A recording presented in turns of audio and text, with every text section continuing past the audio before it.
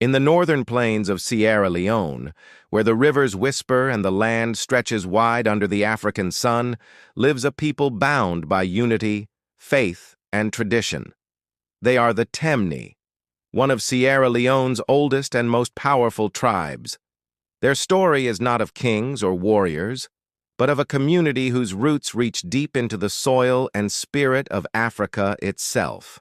The Temne people began their journey long before borders and flags were drawn. They came from the great lands beyond the north, regions where the Sahel met the forest, and slowly moved southward, guided by the search for fertile soil and peaceful home. When they reached the valleys of the Rokel River, they found what they were looking for: land that spoke to their spirit, water that nourished their crops, and forests that protected their way of life. There, they built villages surrounded by farmlands, naming each place after the spirits of the earth and sky. To the Temne, every tree, every stream, and every mountain was alive, a guardian watching over the people. The land became the heart of the Temne world. Farming was not just work, it was worship. The soil was sacred, and to till it was to honor the ancestors.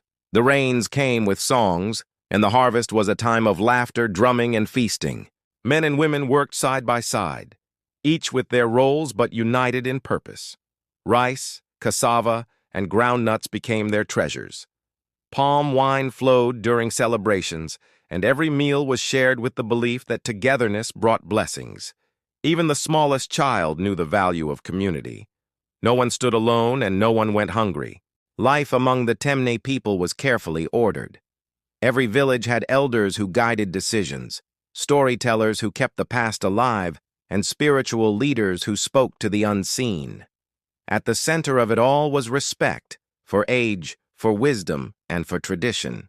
The Temne believed that a community without order was a tree without roots. Harmony was built through discussion, through rituals, and through shared understanding of their customs. Justice was not punishment, it was restoration. The goal was not to destroy, but to bring peace back to the circle. For the Temne, the physical world was only one part of existence. They believed that the ancestors watched closely, protecting, warning, and guiding the living. Every prayer, every dance, every ceremony was a bridge between worlds. The secret societies, guardians of moral and spiritual order, played a vital role in shaping character and discipline. For men, initiation marked the passage from youth to manhood.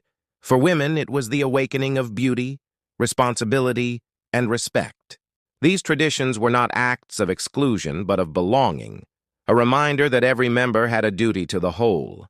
The Temne language carried wisdom in every word. Proverbs taught values, songs carried history, and stories gave meaning to life. Their music was a living memory. Drums spoke when words could not, and dance became the language of joy and sorrow alike. Art was woven into daily life. The weaving of cloth, the carving of wood, the decoration of calabashes, all reflected beauty and spirit. The Temne believed that creation itself was an act of prayer, a way of thanking the universe for the gift of life. As centuries passed, the world around the Temne changed. Foreign traders came with strange goods and foreign beliefs.